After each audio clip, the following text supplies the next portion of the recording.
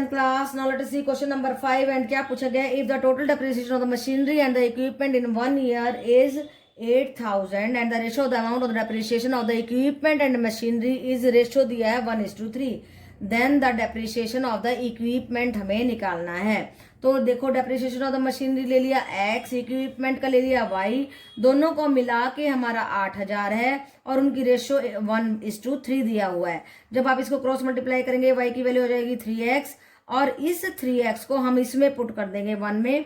What we will get is that 4x is equal to 8,000. x की वैल्यू आ जाएगी 2,000 रुपीज. 2,000 x क्या आया? Depreciation of the machinery of the machinery आया है हमारा. ये डेप्रिसिएशन ऑफ द मशीनरी आ गया. हमें निकालना है इक्विपमेंट का.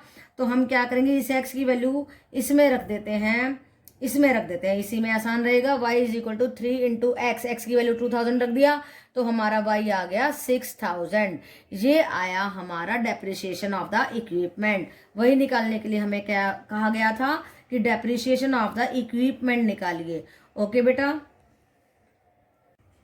Yes 10th class. Now let us see a very simple question जो आप बिल्कुल चुटकियों में कर सकते हैं. ओके बेटा, और करना ही होगा. अगर आप नहीं कर सकते हैं तो आप एवरेज से भी डाउन है, ध्यान से कीजिए.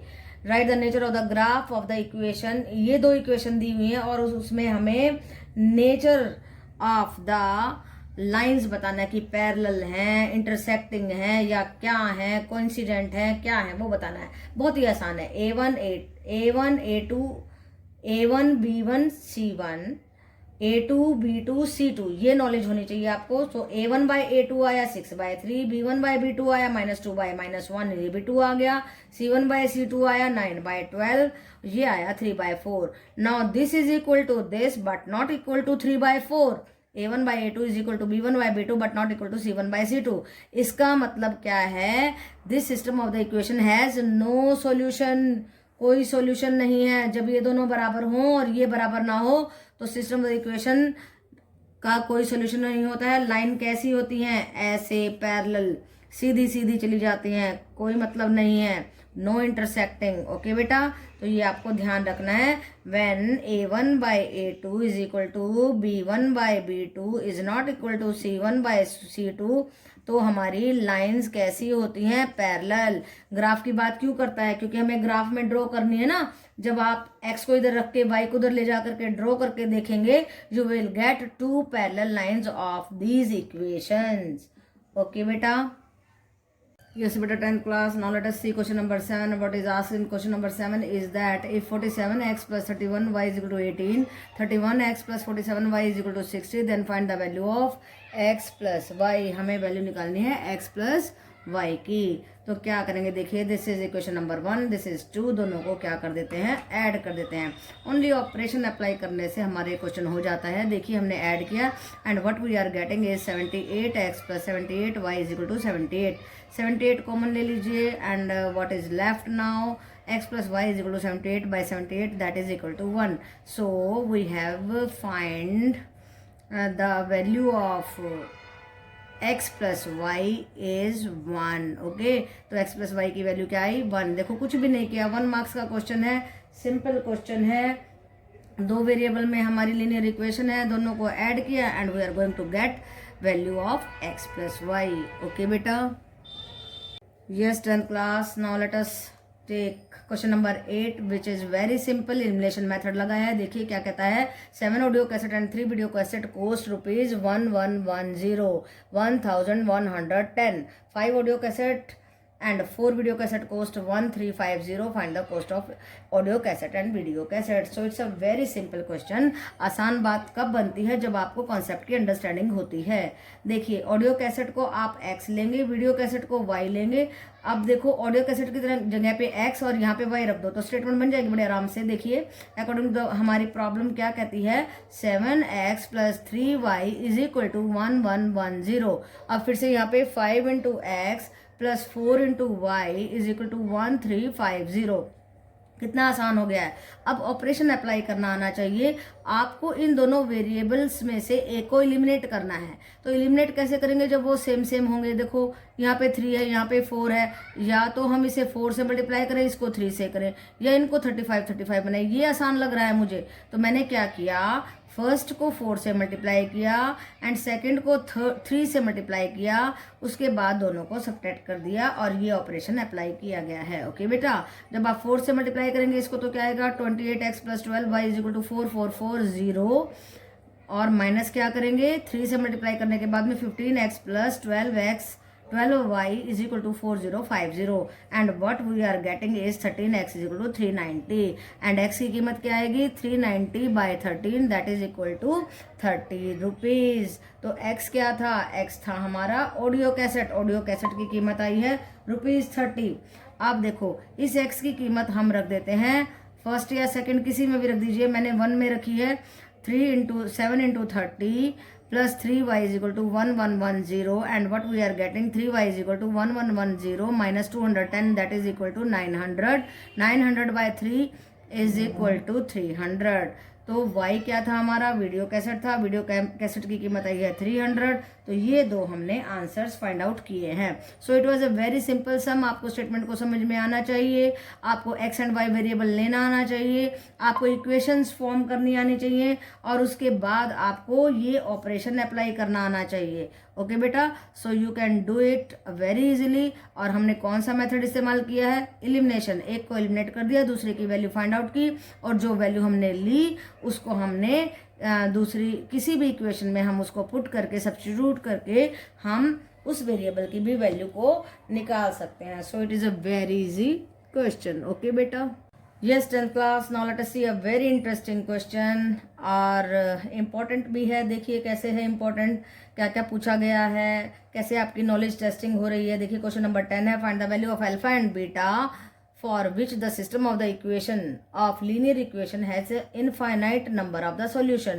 तो देखो दो इक्वेशन दी हैं और कहता है कि आप एक्स अल्फा और बीटा की ऐसी वैल्यू निकालो जहां पर इन दोनों इक्वेशन के जो सॉल्यूशन है वो इनफाइनाइटली मैनी हो। अब देखो सबसे पहली बात आपकी नॉलेज चेकिंग हो रही है कि आपको ये मालूम होना चाहिए कि दो इक्वेशंस का, दो लीनियर इक्वेशंस का, linear equation in the two variable का क्या कंडीशन होती है इनफाइनाइटली मैनी सॉल्यूशन होने की। तो होती है a1/a2 = b1/b2 = c1/c2।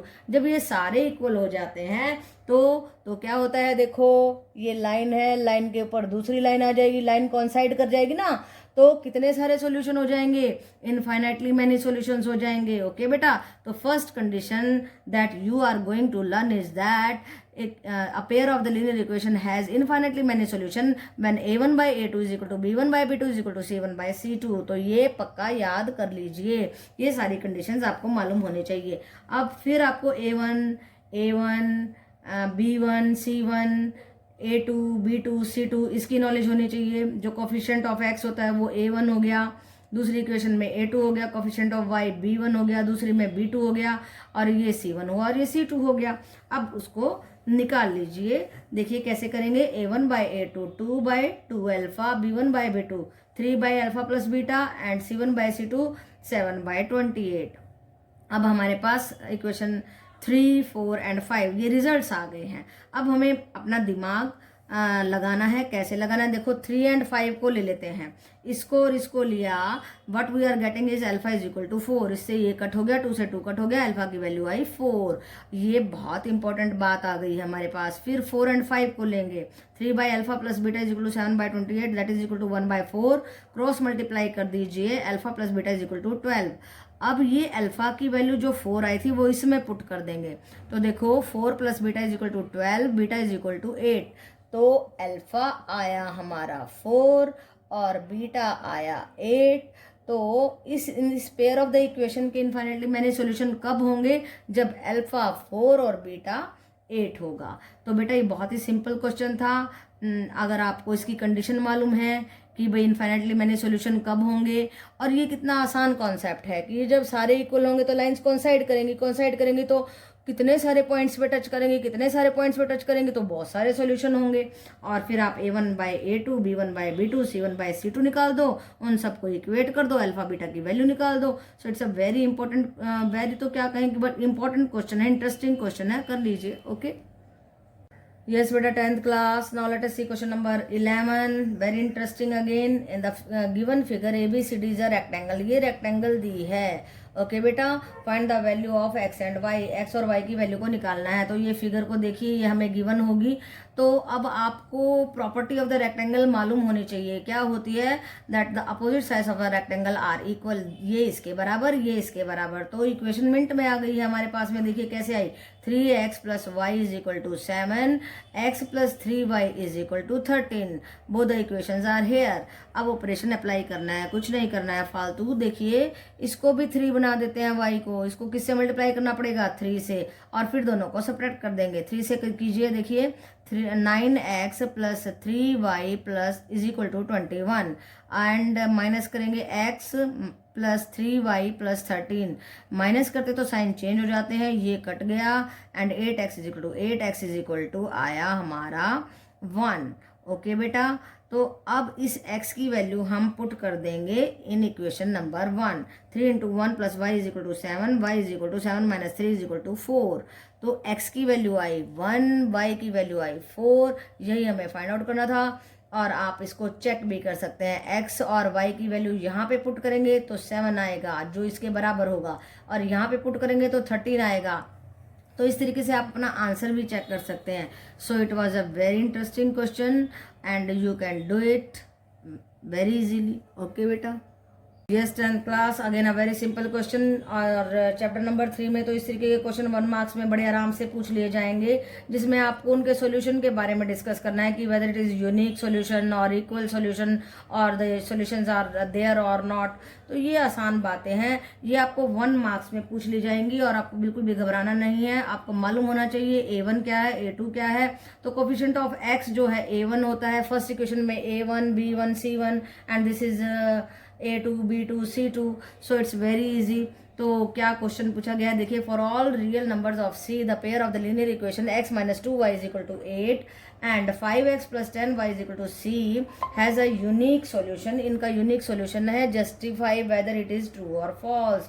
बताओ कि ये बात सही है या नहीं। तो हमने अपने गिवन दोनों इक्वेशंस को ले लिया, a1/a2 निकाला 1/5, b1/b2 निकाला -2/10 and that comes out to be -1/5। अब देखिए ये 1/5, ये -1/5, a1/a2 is not equal to b1/b2। Therefore for all real values of c, ये देखो c1/c2 भी निकाल दिया, 8/c।